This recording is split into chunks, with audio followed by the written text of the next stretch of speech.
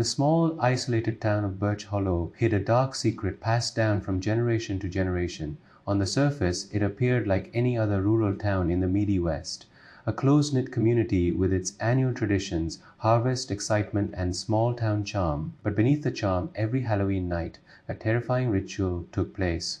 The townspeople began to question it, but they dared not because the consequences were dire. The legend of Shade Jack was woven into the fabric of Birch Hollow. Every Halloween, as the air grew chillier and harvest season reached its peak, a creature known as Shade Jack would awaken from its slumber in the cornfields. His appearance was terrifying, a gigantic figure with a pumpkin-shaped head and eyes glowing with a terrifying light. It was said that he was a creature born from the very ground, bound to the earth and the city, an ancient power that could not be easily ignored. If he was not stopped, the city would be ruined. Its crops would wither, the people would fall ill, and the city would be plunged into darkness. The only way to stop Sawtooth Jack was through a ritual called the Run. Every year, the teenage boys of the town were required to participate in the Run, a deadly chase through the cornfields where they would hunt down Sawtooth Jack and kill him before midnight. The monster's body would be filled with worms, and it was said that the worms had special powers. Those who successfully killed Sawtooth Jack were rewarded with prizes, a large sum of money, a new car, and the ultimate prize, permission to leave town. The town had a rule that no one was allowed to leave. It was a place bound by tradition, and outsiders were considered a threat to its existence. However, boys who succeeded in the Run were granted an exception. They were allowed to escape and live in the oppressive town, but the Run had a dark twist. The tradition was rooted in a horrifying truth. The participating boys weren't simply hunting the creature. They were offering themselves as sacrifices to Sawtooth Jack. The victors, the so-called heroes who slew the monster, were never truly free. They were chosen to carry the curse to the next generation. The town's prosperity depended on the death of one boy each year, and the victors were similarly bound to the land, never to escape. This cycle continued for generations, and every year the boys of Birch Hollow underwent the ritual. Some accepted their fate, others participated reluctantly, and some dared to challenge tradition. But the result was always the same. Those who tried to resist or escape the Run were never seen again. They were swallowed by the monster they were meant to hunt. Jim and Richie were brothers born into this twisted legacy. Jim was the hero of the previous year's Run, the one who successfully killed Sawtooth Jack. His victory had brought him many rewards: a car, a house for his family, and the promise of a life outside the city. But for Richie, Jim's success had created more problems than solutions. Richie had always had to live in the shadow of his older brother, the golden child of Birch Hollow. Jim was the brave one who had participated in the Run and triumphed, while Richie was left behind. He was too young to join the previous year's Run, but that didn't stop him from harboring resentment. He wanted a chance for glory. He wanted a chance to prove himself, and he was willing to do whatever it took to earn the respect he deserved. The town's rules were clear. Only one son from a family could participate in the race. It was a tradition followed for generations, and breaking it meant risking the town's wrath. But Richie was desperate. He wanted to escape his brother's shadow and make a name for himself. So when the time for the next race came, Richie made up his mind. He would find a way to join the hunt, even if it meant breaking the rules. The night before the race, the town was filled with tension. Going out was forbidden until the ritual began. Meanwhile, the boys were quietly preparing, determined to win. Knowing what the night would bring, they continued with their work as if nothing was wrong, but their eyes betrayed their fear.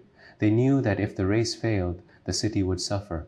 However, Richie couldn't remain calm. He left his house and spent the night with Jim's ex-girlfriend, seeking solace in the company of someone who didn't expect him to be anyone's hero. But in the stillness of the night, Richie couldn't shake the feeling that something was wrong. Jim had left town after his victory, and the postcards he had sent home were the most mysterious. There was no sign of his return. There was no indication of why he had suddenly left. Richie felt as if his brother had abandoned him, and the emptiness left by Jim's absence drove him to anger. The next morning the ritual began. The boys were released from their rooms and sent out into the streets, ready to race. Determined to prove himself, Richie joined the group of boys heading into the cornfields. His friends Bud, Mitch, and Charlie were all there. Their faces were a mixture of excitement and fear. They were carrying a letter. The Ranaks were about to embark on a mission that could either make them heroes or lead to their deaths. They didn't know who they were truly up against. As they advanced through the cornfields, tension grew in the air, but they were worried. They didn't know what lay ahead. Some of them doubted the existence of Silent Jack. They thought it was just a town myth created to keep the boys under control. But as the night wore on, their doubts grew less. They began to hear strange noises in the distance. A low rumbling rumble sent shivers down their spines, and then they saw him. Silent Jack stood tall and menacing in the middle of the field. His pumpkin-shaped head gleamed in the moonlight. The chase began in earnest. The boys ran. The adrenaline flowed through their veins as they struggled to survive. But Sawtooth Jack was faster, stronger, and more terrifying than they had imagined. One by one, the boys fell. Charlie was the first to die. His body was torn apart by the monster. Bud, terrified, tried to escape. But Sawtooth Jack was ruthless. Mitch also met a brutal end. Richie, the last boy left, ran for his life. His heart pounded in his chest as he tried to escape the monster's clutches. But fate had other plans. As Richie ran, he found himself in an empty bijou stand in the middle of a field. There he met Callie, a new girl in town who had broken the rules and joined the run.